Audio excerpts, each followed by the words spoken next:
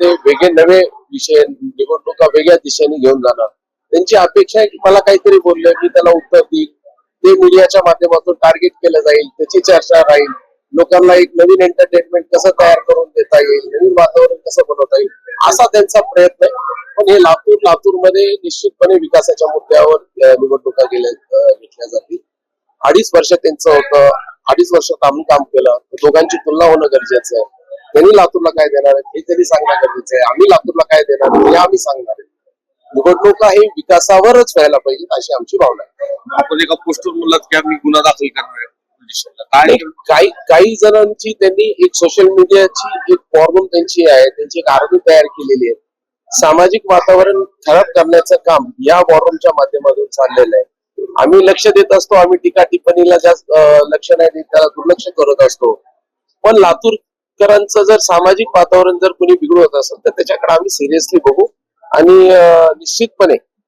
निश्चितपणे त्याच्यावर आम्ही पोलीस स्टेशन असेल, जे काही कायदेशीर कारवाई असेल आम्ही त्या ठिकाणी करणार आहे. अमित देशमुख म्हणतात की भारतीय जनता पार्टीला आश्वासक चेहरा मिळाला नाही म्हणून फक्त कमळाचे बॅनर लागले. त्यांचा फार आश्वासक चेहरा आहे.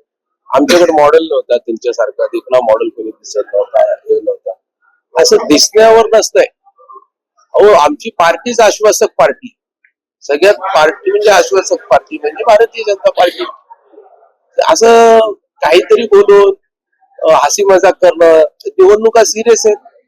सिरियस व्हा ना जरा, सांगा ना काय केलं काय नाही. शहरात ज्या पद्धतीनं शहरात उद्योगीकरण झाले खड्ड्यामुळे, सरकार आपलं मागच्या 10 वर्षापासून आहे राज्यामध्ये, यासाठी काही स्पेशल निधी नाही. मला आपल्याला आवर्जून सांगायचंय, ट्रॅफिक हे फार महत्वाचा विषय आहे. रस्त्यांच्या बाबतीत देखील आहे, आमदारांची देखील त्याच्यातले 2.5 वर्ष त्यांची सत्ता होती, पालकमंत्री होते, त्यांनी काहीच केलं नाही. आता जेवढे काही रिंग रोड तुम्हाला दिसतात हे भाजपाच्या काळात झालेले, ते भारतीय जनता पार्टीने केलेले. जे काही तुम्हाला विकास दिसतो या शहराच्या अवतीभोवती, मेन रोड जेवढे काही रस्ते दिसतात, माझी पत्रकार बांधवांना विनंती, जे काही रस्ते चांगले दिसतात हे कुणाच्या काळात आणि कोण केले, ते 2.5 वर्षाच्या काळामध्ये झालेले, पण यांच्या 2.5 वर्षामध्ये काही झालेलं नाही.